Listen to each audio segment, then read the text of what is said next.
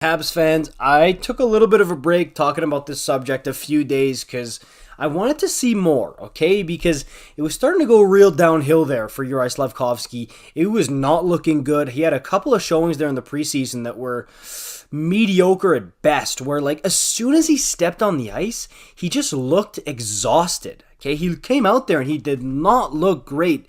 But in his most recent game in Newfoundland, he looked more fresh, he looked good, and with a couple of the injuries coming down the Habs pipes here, and with his increase in play and the amount of preseason games he's been playing, I've been hearing a lot on TVA Sport, on BPM Sport as well, and just on the radio and in the French television Habs sphere, that more and more people are thinking that Juraj Slafkovsky is going to make the NHL and going to make the Montreal Canadiens, despite not having an amazing training camp or preseason. Like, look, he's had some decent showings, he's had some bad showings, but hey, for the most part, I was thinking, ooh, it seems like it might be Laval for this guy. But now I'm not so sure. Now, I think he might be making the team.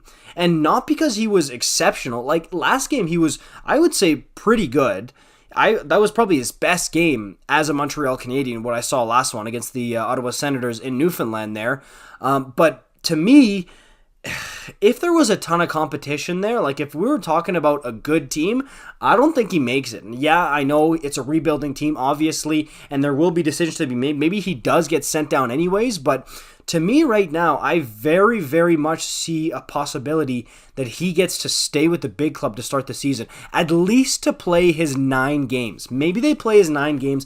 They see if it's a different player in the regular season, because I've seen so many guys in the years that I've been watching hockey who have a mediocre or even bad preseason, and then as soon as the regular season hits, it's like a completely different player. Maybe that's what Uri is, because he's still getting adjusted to the smaller ice. Stu Cowan talked about it a bit, that he's getting used to not playing on the European-sized ice and playing on NHL ice. It's a different type of game here, and he's getting used to playing against NHL competition, getting his feet wet. It's going to take a little bit of time.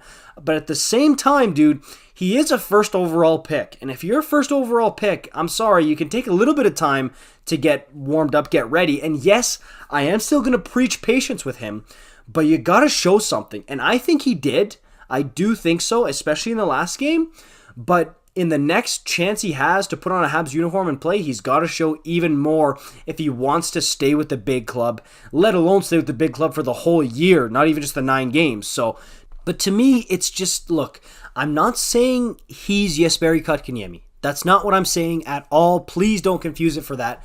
What I'm saying is, it's definitely something that I'm sure they already have, but Ken Hughes, Jeff Gordon, Martin St. Louis, they're going to have to sit down and really think, okay, look, is it better if he goes to Laval and he gets a lot more puck touches, he gets way more time on the power play, way more goals, way more assists, way more points, or should we let him get adjusted to the NHL game up here, he maybe hit the rookie wall, get adjusted, maybe go through some struggles, power through that, but risk that being a huge hit to his confidence? That's something you have to wrestle with if you're the Habs brass. And look, there's pros and cons to both. And if you ask me right now, I've been battling with it myself. I've been thinking a lot about it. And to me, I think he starts in the NHL because I really do think that you give him that 9-game audition to see what he really has when the lights are brightest. Like, look, don't get me wrong. The lights are always on in Montreal. That's the arena that never sleeps. Like, seriously,